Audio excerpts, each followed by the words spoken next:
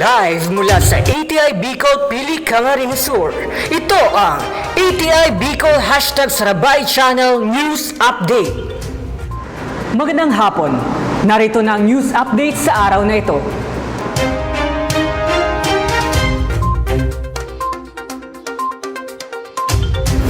Mga magsasaka at mangingisdang nabiktima ng Bagyong Ambo, aayudahan.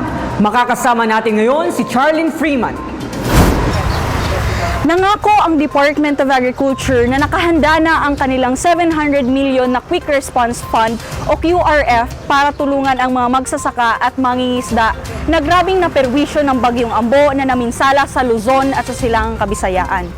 Ayon kay Secretary William Dar, aabot sa halos 1.4 bilyong pisong halaga ng mga pananim at pangisdaan ang winasak ng Bagyong Ambo.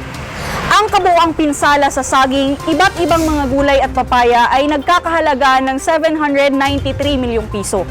Para sa bigas at mais, ang pinsala ay aabot ng 301.7 milyong pesos. Sa pangisdaan, ito ay umabot ng 25.5 milyon pesos habang sa sektor ng hayop, ang pagkawala ay halos 23.4 milyon pesos.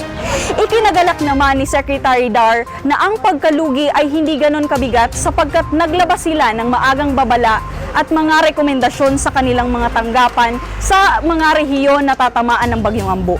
Dagdag pa ni Secretary Dar na magbibigay ang ahensya ng halos 100,000 bags ng mga binhinang bigas, 10,000 bags ng mga binhinang mais at 1,200 kilos ng mga binhinang gulay sa nasalanta na rehiyon kasama na ang Kabikulan.